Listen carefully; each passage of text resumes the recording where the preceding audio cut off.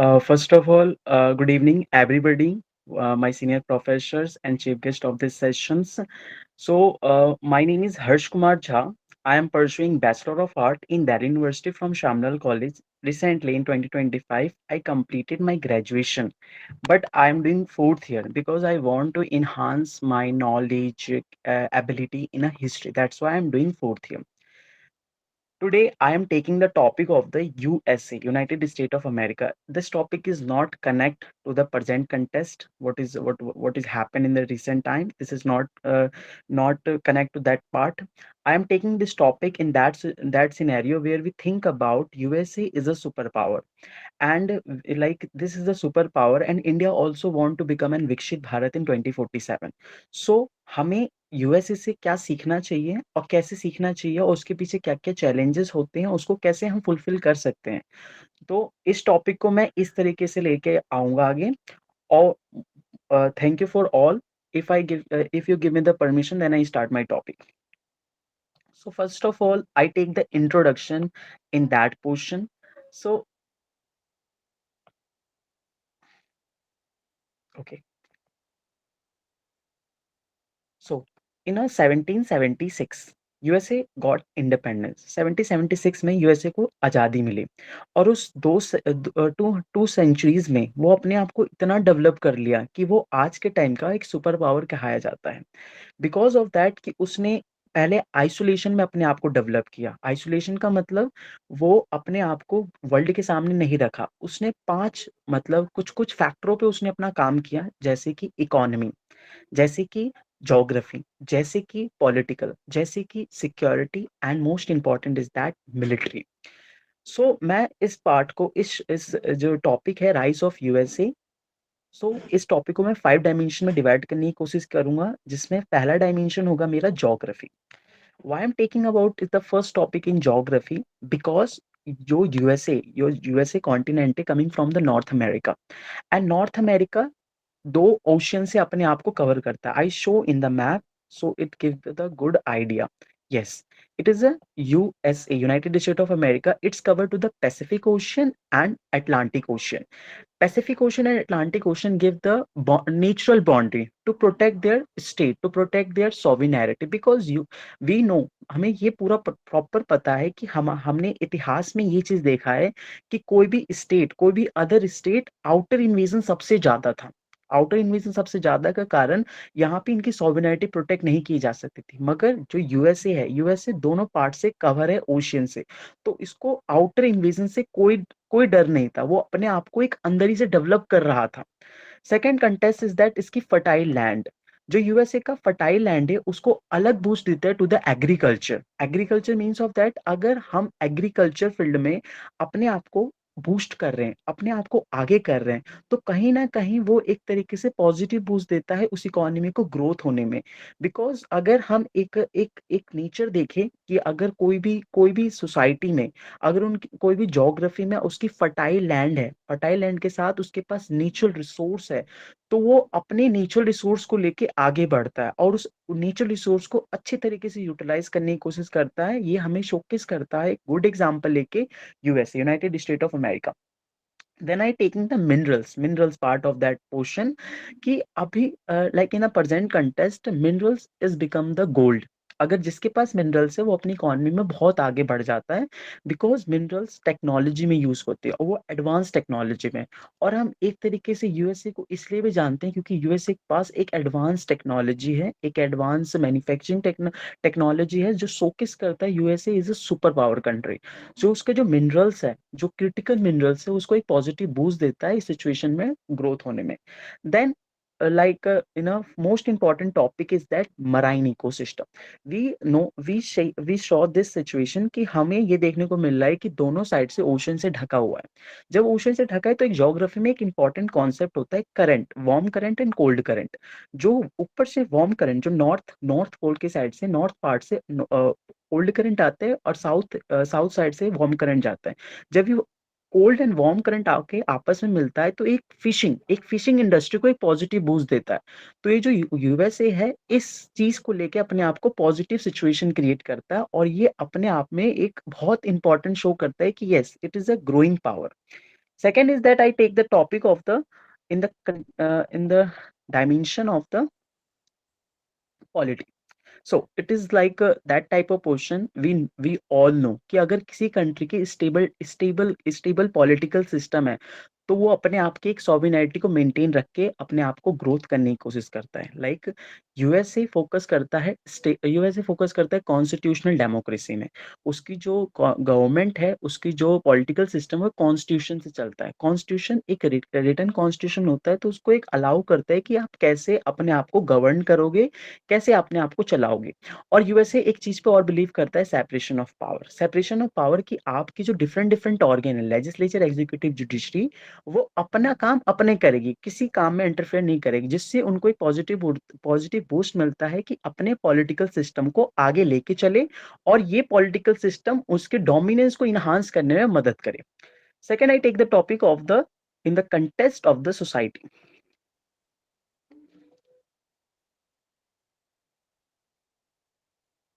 In the context of the economy, I'm sorry for that. First of all, in the earlier time, USA work like USA work in the economy very significantly and very remarkable, because वो अपने technology को, advance technology को अपने economy में use करता है। और कोई अपने एडवांस टेक्नोलॉजी को इकोनॉमी में यूज करता है, जो उसके मैन्युफैक्चरिंग सेक्टर है वो अपने आप में बूस्ट लेवल जाता है। जब ऑटोमेटिकली उसका जो मैन्युफैक्चरिंग सेक्टर बूस्ट लेवल जाता है, इसका मतलब उसका प्रोडक्शन इनहांस होता है। उसका प्रोडक्शन इनहांस होता है तो वो इकोनॉमी में अपनी मार्केट, अपना जो एक्सपोर्ट है, वो इनहांस करता है टू द ग्लोबल मार्केट, और ये शोकेस करता है, yes it is the most important thing. Second is that I am taking also the data of the trade of USA. So most important is that कि USA का trade global level में सबसे ज्यादा है। अभी का बात छोड़ के, मैं अभी का कंटेस्ट को नहीं लूंगा, मैं पास्ट मतलब 24 25 24 23 का कंटेस्ट में लेके बात कर रहा हूँ, कि जो यूएसए की ट्रेड की जीडीपी है वो 24.9% था 2023 में। ये डाटा जो है world bank collection of development indicate करता है कि यस उसकी जो ट्रेड है, उसकी जीडीपी को एक पॉजिटिव बूस्ट देता है, कि वो अपने आप को ग्रो करे। उसका इंपोर्ट एक्सपोर्ट ज्यादा था इंपोर्ट से, not comparison to the present time. Then I talking about to the employment condition of the USA. USA की जो मतलब यू एम्प्लॉयमेंट एक मोस्ट इंपॉर्टेंट टर्म होता है इकोनॉमी में, कि अगर आपकी डेमोग्राफी अगर पूरा एम्प्लॉयड है। मैं यहाँ पे एक डाटा रखा हूँ, employment rate in the United State अभी के टाइम में डिक्रीज हुआ है। We can say that approx 60%, नवंबर में समथिंग इज अबव था। तो ये शोकेस हमें एक पॉजिटिव शोकेस करता है कि यस यूएसए अपने एम्प्लॉयमेंट में काम करता है। हाँ 40% कम है, बट ये शोकेस तो डिफाइन करने की कोशिश कर रहा है कि यूएसए काम कर रहा है एम्प्लॉयमेंट कंडीशन में, जो वहाँ की डेमोग्राफी सपोर्ट करती है यूएसए की इकोनॉमी में, तो एक पॉजिटिव सेंस दे के जाती है। Then I talking about to the society context. Society is the most important part in the USA, because society में first of all USA तीन चीज पे फोकस करके चलता है। पहला एजुकेशन, दूसरा साइंटिफिक रिसर्च, एंड तीसरा अपनी कल्चर को इन्हांस करना, अपनी कल्चर को मतलब अलग अलग नेशन में फ्लरिश करना। एग्जाम्पल इज दैट एजुकेशन में मैं लेना चाहूंगा कि जो यूएसए की एजुकेशन सिस्टम है, मैं यूएसए का एजुकेशन एजुकेशन रेट बताने की कोशिश करूंगा कि उसकी कितनी रैंकिंग है टू द ग्लोबल लेवल। तो वो वर्ल्ड हाईएस्ट रैंक पे अपने आप को रखता है to the education system.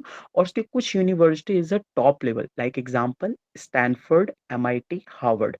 And you can say that the 2026 ranking showcase करता है कि यूनाइटेड स्टेट की जो 11 यूनिवर्सिटीज है, वो 20 वर्ल्ड वाइड में आती है। इसका मतलब शोकेस करता है कि यूएसए अपनी एजुकेशन सिस्टम में भी बहुत काम करता है, और वो जब एजुकेशन सिस्टम में काम करता है तो एक डेवलपमेंट शोकेस करता है कि यस वी आर डोमिनेट। और हम ये भी देख सकते हैं कि जो ग्लोबल रिपोर्ट आती है to the poverty, to the employment, to the different different field, वो उन्हीं यूनिवर्सिटी से आती है। जैसे एजुकेशन रिपोर्ट भी यही यूनिवर्सिटी निकालती है कि किस यूनिवर्सिटी ग्लोबल लेवल पे कौन सी यूनिवर्सिटी अच्छी परफॉर्म कर रही है। Then I taking to the point of the international relation. International relation में जो यूएसए का रोल है, एक रिमार्केबल रोल है। Why am seeing that remarkable, because वो हर ग्लोबल इंटरनेशनल ग्लोबल ग्रुपिंग में अपना प्रेजेंस, एक स्ट्रक्चर प्रेजेंस रखा है।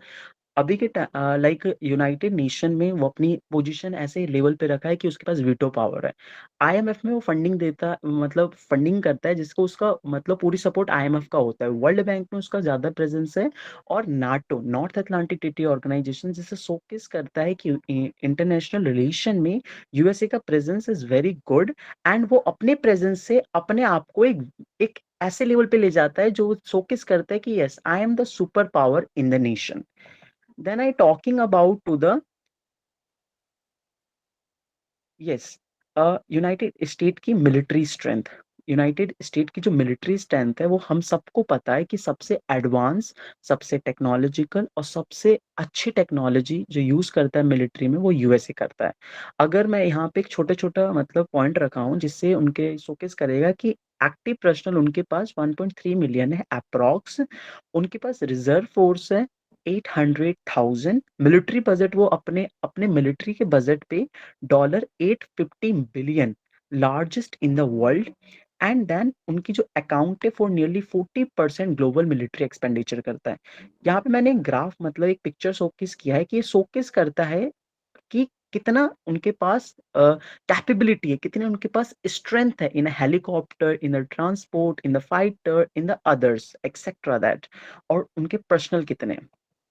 Then I talking about the हम सभी पूरे मैंने एम्फेसाइज किया कि यूएसए में कितने कितने क्यों वो अपने आप को इतना बूस्ट करा है, क्यों अपने आप को वो ऐसा पोजीशन पे ले गया है जिससे अगर आज के टाइम में अगर हम स्मॉल लिटरेट पर्सन से ही पूछते, छोटे बच्चे से पूछते हैं कि अभी के टाइम में सबसे ग्लोबल पावर कौन है, तो उसके उसके डायरेक्ट एक पॉइंट निकलता है यूएसए। बिकॉज वो अपनी हेजमनी स्टैब्लिश कर रखा है पूरे यूएसए में, पूरे वर्ल्ड में। Then I taking the challenges part of the USA कि वो क्या क्या चैलेंज फेस कर रहा है यूएसए अभी के टाइम में। चैलेंजेस अभी भी फेस कर रहा है और वो फेस कर रहा है इस टाइम में, जैसे कि वो इकोनॉमिक चैलेंजेस फेस कर रहा है। डे बाय डे जो यूएसए है वो फिजिकल डेफिसिट में जा रहा है, बिकॉज उसका एक्सपोर्ट कम हो रहा है, इंपोर्ट ज्यादा हो रहा है। और जिससे हमें ये पता अभी दिखा भी था ये चीज कि उसने टैरिफ लगाया था ऑल ओवर वर्ल्ड में, इंडिया में भी लगाया था 50% का, जिससे वो अपना इकोनॉमी चैलेंज को कम करना चाह रहा है। उसके पास इनकम इनइक्वालिटी बहुत ज्यादा है, मतलब एक एक लेवल पे होता है, मगर उस कंट्री में भी इनकम इनइक्वालिटी एक है, जिससे जो जो सफिशिएंट जो कुछ अमाउंट ऑफ पर्सन है जो रिचर है उनके पास ही सारा इनकम जा रहा है, वेल्थ जा रहा है। और जो पुअर पर्सन है उनके पास उतनी सफिशिएंट इनकम नहीं जा रही है। और third point is that China and other emerging economy. इसी सिचुएशन में जैसे कि अभी के टाइम में India, China, like different different nation, south east Asia nation वो अपने आप को डेवलप कर रही है। तो यूएसए के सामने ये भी इमर्जिंग चैलेंजेस बन रहे हैं जो हम शोकेस करते हैं।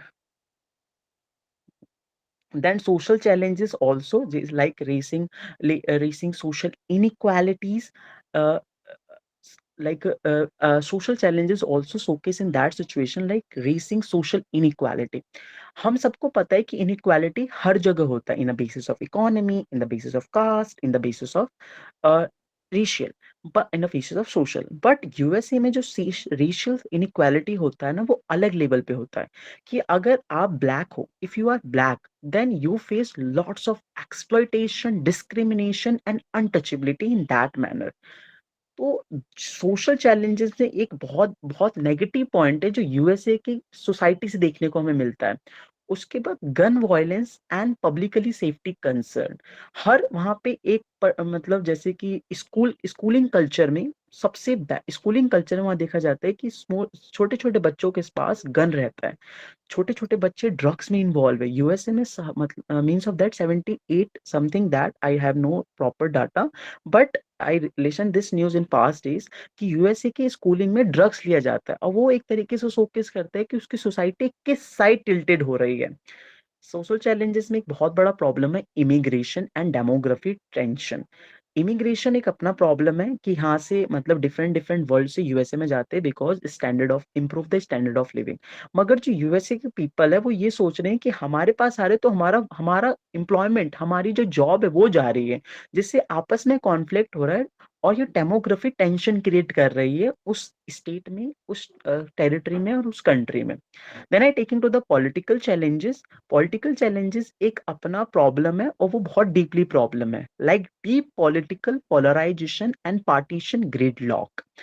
ये कंडीशन ये दिखाने की कोशिश की जा रही है कि जो वहाँ की पॉलिटिकल सिस्टम है एक पोलराइजेशन क्रिएट कर रही है, और वो डेमोक्रेसी के लिए, USA also focus about democracy, also focus about republic, but political polarisation is really good? I think that it's not. So ये शोकेस करता है कि yes, this is going to the like challenges sides. Declining people trust in democrative institution. वहाँ पे जो people का trust है to the democrative institution वो लूज होते जा रहा है because of the Trump administration. Trump administration sometime is good, but वहाँ की जो पीपल का ट्रस्ट है इस सिचुएशन में वो एक डाइवर्ट साइड में जा रहा है, क्योंकि वहाँ पे लोगों की बात को इतने पॉइंट पे नहीं रखा जा रहा है। वहाँ और challenges to democratic norms and governance efficiency. वहाँ जो लोकल लोकल पीपल का पॉइंट है, लोकल गवर्नेंस है, वो इतनी एफिशिएंटली यूज नहीं की जा रही है। Then I taking the point of the militaries and strategic challenges in the whole situation। Whole situation हमने ऊपर में देखा कि यूएसए की military is the world largest military and strongest military in the world. But उसके पास भी एक चैलेंजेस है, सबसे बड़ी चैलेंजेस उसके पास है over extension of military power abroad. अभी के टाइम में जो हमारी वर्ल्ड है वो पूरी टिल्टेड जा रही है, जिसके पास वेपन होगा वही सुपर पावर का है, बोला जाएगा सुपर पावर कहा जाएगा। मगर ये over extension of military power abroad is also the very bad, like nuclear weapon बनाना, कोई वेपन मैन्युफैक्चरिंग करना, कोई एडवांस टेक्नोलॉजी बनाना वेपन से related is really very costly, very costly. और ये एक तरीके से टैप ट्रैप में किसी कंट्री को डालने की कोशिश की जाती है। और हमें ये देखने को मिलता है कि यूएसए अपना से ज्यादा बजट, अपने से ज्यादा कंट्री का बजट वो मिलिट्री में यूज करता है, बिकॉज वो अपने पाप को सुपर पावर कहना चाहता है। मगर एक साइड ये अपना एक तरीके से चैलेंजेस क्रिएट कर रहा है कि उतना भी जरूरी नहीं है जितना आप मतलब जितनी यूएसए कर रही है। High defence spending burden, that this is a connecting point कि उसकी जो बर्डन है डिफेंस में वो ज्यादा बढ़ रहा है, जिससे वो अलग फील्ड में लाइक वेलफेयर, पॉवर्टी डिक्रीज करना, पीपल का वेलफेयर के लिए वो उतना प्रॉपरली यूटिलाइज नहीं कर पा रहा है। Growing military competition with China and Russia. China और रशिया मतलब चाइना अभी के टाइम में अपने आप को एक influence power and super power create कर रहा है, जिससे ये शोकेस करने की कोशिश की जा रही है कि China become the like in a recent time, like world is divided in a global north and global south. Global north is coming from those countries they are developed, and it is not a geographical term, it is a international term कि जो global north के जो global north में country आएगी वो developed होगी, जो global south में आएगी वो डेवलपिंग होगी। तो चाइना अपने आप को leader of the global south करने की कोशिश में लगा पड़ा है, जिससे वो अपनी डिफेंस का एक्सपेंडिचर इंक्रीज कर रहा है और अपना प्रेजेंस ग्लोबल साउथ में इंक्रीज कर रहा है, जिससे वो यूएसए को काउंटर करना चाह रहा है। और वो प्रॉपर सपोर्ट रशिया कर रहा है, रशिया और China and USA direct not direct coming from the conflict, but it is the really challenges of the military strategic challenges of the USA. Then it is global leadership challenges. First of all, USA become the superpower of the world. I am all the people are agree and all the country are agree. But उसकी जो moral and ideological credibility है वो day by day decline हो रही है, because उसकी जो ideological value है वो capitalist की तरफ follow करती है। मगर कुछ कुछ country like जिस कंट्री में कैपिटलिस्ट अप्रोच कर ही नहीं जा सकता, वहां पे उसकी आइडियोलॉजी अपने आप ही डाउनग्रेड जा रही है, और वो वहाँ पे चाइना का इन्फ्लुएंस आपस आ रहा है और वो अपनी आइडियोलॉजी को फ्लुएंस कर रहा है। Resistance to US influence and rise of multipolar world. जैसे कि मल्टीपोलर वर्ल्ड का एक अच्छा एग्जांपल हो सकता है कि अभी के टाइम में जो south like west eastern countries है वो अपनी एक अलग ग्रुपिंग बना रही है, like BRICS, like SAARC, like Shanghai corporation organisation, जिससे वो जो यूएसए का जो यूनिपोलर वर्ल्ड था वो मल्टीपोलर वर्ल्ड में क्रिएट करने की कोशिश की जा रही है, जिससे ये स्ट्रेंथ जो यूएसए का जो डोमिनेंस है, यूएसए की जो हेजेमनी है ग्लोबल लेवल पे वो डाउनग्रेड जा रही है, और ये यूएसए के लिए एक बहुत बड़ा चैलेंजेस है। और challenges to dollar dominance and USA lead institution. जो यूएसए डॉलर, जो यूएसए की जो सुपर पावर है कि वो क्यों सुपर पावर बोला जाता है, क्योंकि उसका डॉलर है और डॉलर है तभी वो सुपर पावर बोला जा रहा है। तो बहुत कंट्री लाइक सम कंट्री वो आपस में जो ट्रेड करती है, लाइक कुछ-कुछ कंट्री एफटीए में, फ्री ट्रेड एग्रीमेंट में आती है, तो वो लोकल करेंसी में बात करती है कि हम लोकल करेंसी में ट्रेड करेंगे, हम डॉलर में ट्रेड नहीं करेंगे। हम अपना जो पूरा प्रेज़ेंस है, अपनी जो करेंसी है, उसका यूटिलाइज़ करेंगे टू द ट्रेड। तो जो यहाँ पे जो डॉलर का डोमिनेंस है, ऑटोमैटिकली डिक्लाइन हो रहा है। और ये यूएसए के लिए एक बहुत बड़ा चैलेंजेस हो सकता है। तो मैंने इन 2 जो यूएसए में क्या-क्या यूएसए का क्या ग्रोइंग पावर है और यूएसए क्यों इतना डोमिनेट हो रहा है डे बाय डे, और यूएसए में क्या चैलेंजेस है, कि उस चैलेंजेस को हम कैसे सीख सकते हैं, उससे हमें क्या सीखना चाहिए। यूएसए से हमें हमें अगर कुछ किसी कंट्री को, किसी नेशन को, किसी स्टेट को डेवलप होना है, तो वो जैसे अपने आप को आइसोलेट रखा, जैसे अपने आप में 5 5 डायमेंशन में उसने काम किया, हमें भी उसी डायमेंशन में दूसरी कंट्री को भी उसी डायमेंशन में काम करना चाहिए, मगर वो जो चैलेंजेस फेस कर रहा है, उसको पहले वो मेज़र, उसको पहले ही काउंटर रख के देख सके। Then I conclude this topic in that sense.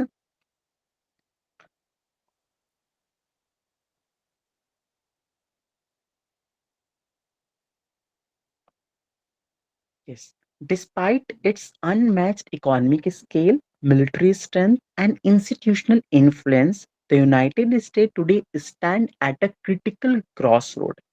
Internal challenges such as political polarization, social inequalities, and economic imbalance, combined with external pressure from rising powers and a shifting multipolar order to test the foundation of American leadership.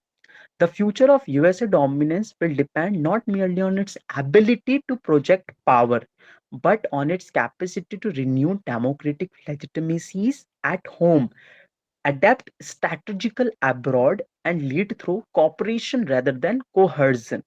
How effectively the United States reconcile power with responsibility will ultimately determine whether it remains a stabilizing global leaders or become one influential power among them.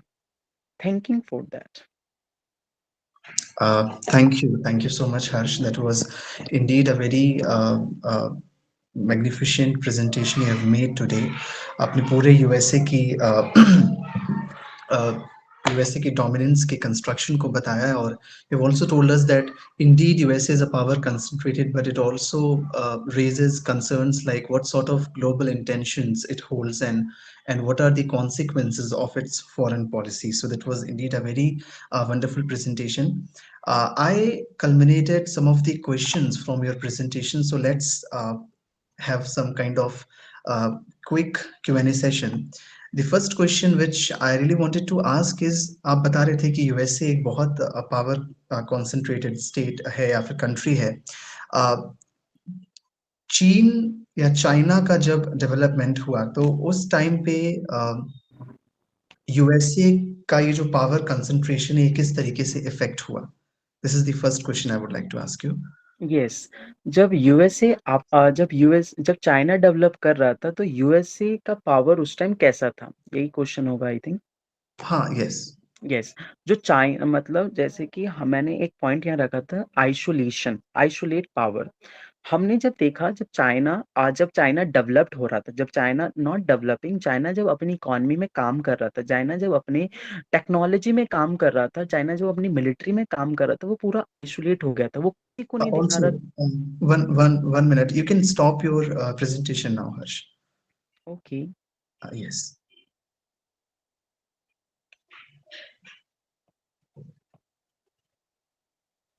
Yes, yes, yes. Now go on.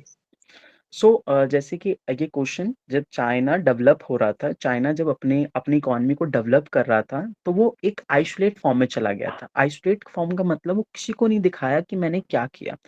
जब China अपनी economy में, जब उसने अपने आप को उस level तक पहुंचा लिया, जब उसने अपनी इकोनॉमी में मैन्युफैक्चरिंग लेवल को बूस्ट किया, वो अपनी इकोनॉमी में पीपल का पार्टिसिपेशन इंक्रीज किया और ट्रेड पे काम किया, फिर वो टेक्नोलॉजी में शोकेस किया कि yes I am the great. इस सिचुएशन में हमें ये शोकेस करने की कोशिश किया जाता है कि हर कंट्री, हर नेशन, जब यूएसए अपने आप को डेवलप करा तो तब भी आइसोलेट में चला गया था। जब चाइना अपने आप को डेवलप करा तब वो अपने आप को आइसोलेट रख लिया था। अगर कोई कंट्री डेवलप कर रहा है और अपनी अपने आप को एक शोकेस कर रहा है कि yes we have lots of power, we have lots of money and अब मैं इसको खर्च कर सकता हूँ, तो वो अपने आप को डेवलप नहीं कर पाएगा। जैसे चाइना ने बहुत अच्छा किया, और चाइना ने मुझे मुझे कहीं ना कहीं लगता है कि जब मैं चाइना की इकोनॉमी को पढ़ता हूँ तो मुझे लगता है कि चाइना की जो थोड़ी मोड़ी पॉइंट है, जो चाइना सोचता है, चाइना जिस लेवल से सोचा है अपनी इकोनॉमी, वो कहीं ना कहीं यूएसए से उठाया था। जैसे मैंने पढ़ा और मैंने आपको बताया, तो चाइना ने भी अपने आप को आइसोलेट किया, डेवलप किया। जब चाइना में एक ओलंपिक हुआ, फिर वो अपने आप को शोकेस किया, yes I am the super power. और जब अपने आप को वो शोकेस किया, ऑटोमेटिकली उनके पास इन्वेस्टमेंट आया, उनके पास एफडीआई आया, उनके पास एफपीआई आ रहा, फिर वो अपने आप को उस लेवल पे ले गया कि हम सोच भी नहीं सकते फिर। All right, that's very well answered. Now the next question is that आप जब society के बारे में बात कर रहे थे तो you have also talking about the drugs and its consumption in the America.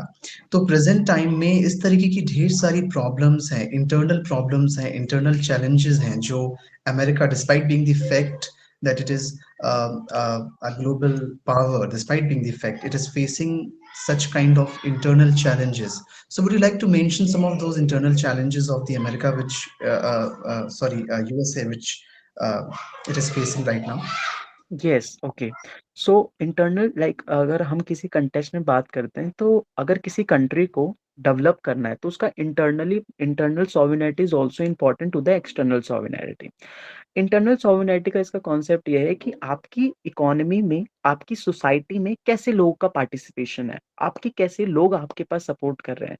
जैसे मैंने ड्रग्स का अब्यूजिंग बात किया, जो स्कूल कल्चर है वहाँ पे डाइवर्ट जा रहा है, वहाँ पे पढ़ाई का मतलब पढ़ाई का कल्चर अपना है, मगर जो स्कूलिंग लोग, जो स्मॉल स्मॉल लाइक यूथ, जो हम इकोनॉमी में एक नाम करते हैं डेमोग्राफी डिविडेंड, वो एक ड्रगिंग कल्चर में जा रहा है, वो ड्रग्स ले रहे हैं वहाँ पे।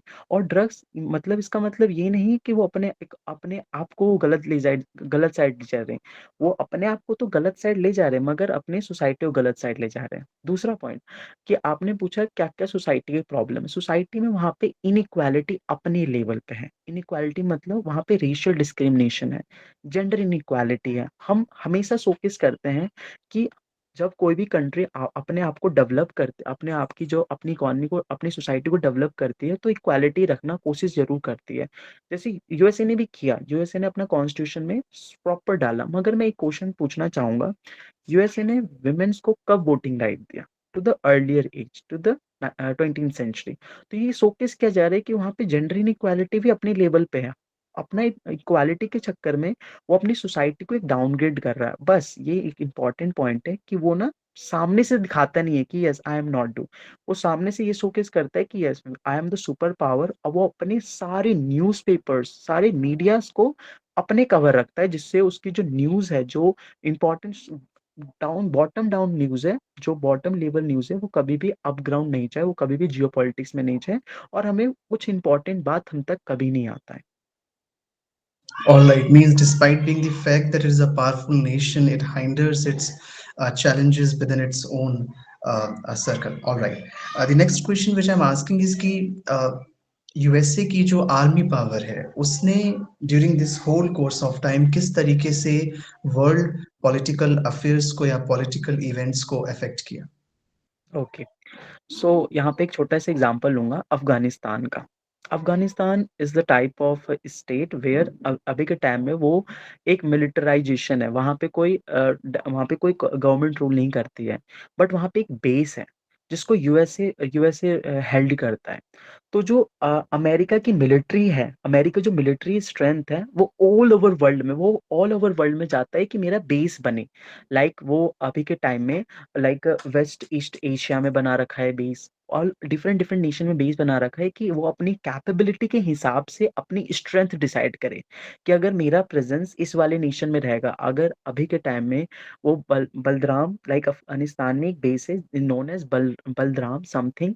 सो वहाँ पे वो अपना अगर बेस बनाएगा, तो वो उस बेस से वो पूरे पूरे नेशन को कवर करेगा। एक पॉइंट मैं यहाँ पे ऐड करना चाहूंगा, is a I think is a like when Bangladesh faced the problem when when in a Bangladesh political regime was changed, तो यहाँ पे जब चेक किया गया तो यहाँ पे जो backer problem like background support जो दिया जा रहा था वो चाइना की मिलिट्री सपोर्ट कर रहे थे। और क्यों कर रहे थे? क्योंकि वहां पे बांग्लादेश में एक आइलैंड है, वहां पे यूएसए चाहता है कि वहां पे मेरा बेस एक डेवलप हो जिससे मैं इंडियन ओशन में अपना प्रेजेंस डालूं, और वो उस प्रेजेंस से वो उस प्रेजेंस से चाइना को काउंटर कर सके। डायरेक्टली काउंटर तो चाइना करेगा, मगर इनडायरेक्टली काउंटर इंडिया की सॉवरेनिटी को करेगा इस सेंस में। All right. One last question which I am asking, आपने भी बात भी की उसके बारे में कि वो दिखाता नहीं है, उस चीज़ को हाइंडर कर लेता है डिस्पाइट बीइंग द फैक्ट कि उसके अपने चैलेंजेस भी हैं जिसको वो कभी शो नहीं करता है। So how does this American influence in global media shape global opinions, और इन ग्लोबल ओपिनियंस के चलते काफ़ी बायसनेस भी हमें देखने को मिलती है। तो how does this American influence how this American influence affects the global media and thus creating the biasness. Okay, जो यूएसए की जो मीडिया है, फर्स्ट ऑफ ऑल जो यूएसए की मीडिया है वो एक कॉन्सेप्ट में मतलब यूएसए का आइडियोलॉजी वो कैपिटलिस्ट आइडियोलॉजी है। सो यहाँ पे एक बहुत अच्छा एग्जाम्पल होता है, बहुत छोटा सा एग्जाम्पल है कि अगर यूएसए की अगर आप आइडियोलॉजी के साथ काम नहीं करोगे, अगर आप like I am not coming from the direct, I am saying that अगर आप यूएसए गवर्नमेंट के खिलाफ डायरेक्ट जाओगे तो वो आप पे एक्शन ले सकती है, because they are focused to the capitalist ideology. जैसे हमने एक छोटा सा एग्जाम्पल मैं डाल सकता हूँ एलन मस्क का, जिन्होंने जिन्होंने ट्रम्प के एडमिनिस्ट्रेशन में उनको एक मिनिस्ट्री संभालने को मिला। फिर हम कुछ देर बाद देखे, कुछ दिनों बाद देखे कि एलिगेशन लगता है, डिफरेंट डिफरेंट एलिगेशन लगता है कि एलन मस्क ट्रम्प एडमिनिस्ट्रेशन के खिलाफ गए, फिर उनको उनमें से निकाला गया, फिर डिफरेंट डिफरेंट न्यूज़ वायरल होती है। I don't know, I am not going that part, but मुझे ये शोकेस मुझे ज़्यादा दिखता है कि अगर आप ट्रम्प की अगर आप किसी यूएसए के एडमिनिस्ट्रेशन के खिलाफ जाओगे, कोई भी मीडिया यूएसए के एडमिनिस्ट्रेशन के खिलाफ जाएगा, अगर उसके पास एक हेgemony नहीं है ग्लोबल लेवल पे, अगर उस मीडिया का इन्फ्लुएंस नहीं है ग्लोबल लेवल पे, तो आई थिंक दैट कि उसको रात मतलब सम टाइम लिटिल टाइम में उसको कवर कर लिया जाएगा और उसके न्यूज़ को फेक न्यूज़ करके उसको डिनाइड कर दिया जाएगा, उसको बंद कर दिया जाएगा। जो यूएसए चाहता है ग्लोबल ग्लोबल इन्फ्लुएंस में, अगर मैं एक पॉइंट यहाँ डालने की कोशिश करूंगा कि अगर मेरे को कुछ दिखता है, like I am the person, अगर मुझे कुछ दिखता है तो मैं मीडिया में दूंगा। तो जो इंटरनेशनल मीडिया है वो उनको कवर नहीं करती है, बिकॉज वहां पे जो प्रेजेंस है वो यूएसए एडमिनिस्ट्रेशन का है। यूएसए उसको पूरी तरह काउंटर करती है, यूएसए चाहती है कि जो मेरा इंटरनल प्रॉब्लम है वो एक्सटर्नल लेवल पे ना जाए, क्योंकि अगर मुझे अपनी कंट्री का डोमिनेंस करना है तो इंटरनल सॉवरेनिटी बहुत जरूरी है to the external sovereignty.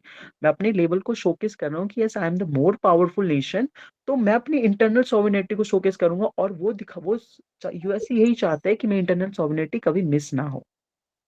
All right, all right. So it is being hampered by the such kind of the pseudo activities. All right. The last question, which I wanted to ask you, that what was your experience with GSTS? Although you have been connected with GSTS since a long time, but still, then as a speaker, what was your experience throughout this week? What something you wanted to share with today's audience? Okay. So I'm also the Shamlal College evening where Manish sir is the professor, and मैंने like I am 2022 fresher, Mr. Fresher. So Manish sir invite me, and उस दिन Manish sir ने मुझे मतलब कहा था कि you also participate to the GSTs session. मगर उस टाइम में मेरा मतलब पर्सनली मेरा एक वो था, जैसे कि काम होता है, जैसे कि मैं एनसीसी कैडेट हूँ, तो उसमें मुझे मतलब ऑफिशियल मुझे जाना पड़ता था, कैंप में जाना पड़ता था, और रेगुलरली मैं संडे को बिजी रहता था, तो मैं ज्वाइन नहीं कर पाता था। तो मैंने कोशिश बहुत बार किया कि मैं सेशन में रहूं, और सेशन में रहता भी हूँ, बहुत चीज़ सीखा भी उस सेशन से कि डिफरेंट डिफरेंट डायमेंशन के टॉपिक यहाँ बात होती है, different different like chief guest आते हैं, बहुत अच्छे अच्छे चीफ गेस्ट आते हैं जिसके हम मानते हैं कि yes this is like that level.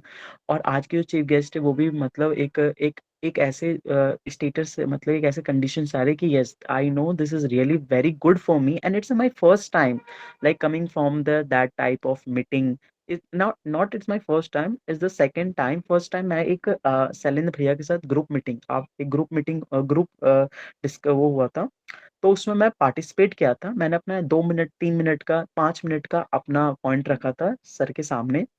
पर मुझे वो जो 5 मिनट का पॉइंट रखा था, मुझे ये पॉइंट लगा कि यस, ये मेरा एक ऐसा प्लेटफ़ॉर्म हो सकता है, जिससे मैं अपने पॉइंट को, जो मेरे अंदर की थिंकिंग प्रोसेस है, जो मैं सोचता हूँ toward the society, toward the ले international level and toward the economy, वो मैं अपना पॉइंट इस लेवल पे रख के मैं आगे तक रख सकता हूँ। तो मुझे ये सेशन इसलिए बहुत अच्छा लगा, बहुत अच्छा और मैं कोशिश करूँगा कि मैं हर बार, मतलब जब भी मुझे मौका मिलेगा, तो मैं अपना टॉपिक लेके सर के सामने आऊँगा और अपने आप को प्रेज़ेंट करूँगा to the this platform. Okay, thank you. Thank you so much, Harsh, for your appreciations, and thank you so much for this wonderful presentation today. Now, I would like to invite once again our today's guest of honor, Dr. Siddharth Gautam, sir, once again for his final remarks over today's talk. Sir, please. Shailendra, thank you. Thank you, first of all, Manish sir and Harsh. I congratulate you on your presentation. It was a very nice presentation. It was very informative. I find it really nice, nicely presented also. And on that, questions from Shailendra has really enriched the description part of it, like where how different organs of the state are interacting with each other, how rule of law is maintained, how separation of power is maintained. For so I'm really thankful for that, and I'm also thankful for inviting for all of you to invite me to join this session. First of all, I will suggest one book. This is my, like, I am in the field of research also. So I almost, matlab, what I give is a book, again a book. So there is a book which is known as "Give Me Freedom, Give Me Liberty" by Eric Foner, Foner. So any one of you can see it. It is a descriptive history of America, and it is very nicely done, and it has a very deep chronological sense to it. So it describes how everything what America today is uh, starts from the American Revolution of 1776, and from there how it is making itself first in the first phase, how it is making its economy, its society self sufficient, and while it is being self sufficient, it is also giving a sense of freedom amongst the citizens, that every citizen can practice the extremes of their freedom. So there are very less restrictions. The social contract between the state and the individual was practiced to a greater extent. So there, in terms of philosophically also, we can see that this is happening to current day also. And what American history has given us is like bigger theories like rule of law in India also, which describes where everyone is equal in front of the law, which Indian political government, Indian constitution also took it when it was when it was founded in the Constituent Assembly. Then concepts like separation of powers, which has been very useful, and it is we are still struggling with it. How to keep our institutions, how to keep our institutions more the powers to be more separate. So these are my important points. And on the higher level, where we see at a continental level, when we are seeing it, that what America is doing, what the power is shifting, as all of us we know that China is becoming what America did earlier. China is evolving on the theory also. It claiming it while it is also claiming that it is a communist, but it has also used the principles of capitalism within itself so nicely that it is bringer newer shifts in the world politics, in terms of economy, in terms of society, and everywhere, which we are yet to see. And these are my final points, and very nicely done, Harsh. Thank you, Manisha. Thank you. Thank you so much, sir, for your reflections and remarks. Thank you so much once again for joining us. And now, usually we invite our next speaker, like a to-be speaker for next Sundays, but today she couldn't be here with us because of some of her errands. But I would like to speak her objectives on her behalf. So on next Sunday, Miss Suhani Singh Gaur will be presenting her talk on the history of the Manganiyars and the Langas, which both are the tribes from the Rajasthan, and their role in shaping Rajasthan's folk music culture, their migration of these tribes, their socio-economic conditions, and how the contributions of this nation as a citizens in preserving these folk arts. So this is going to be a topic for the next Sunday. Do join us on next Sunday as well.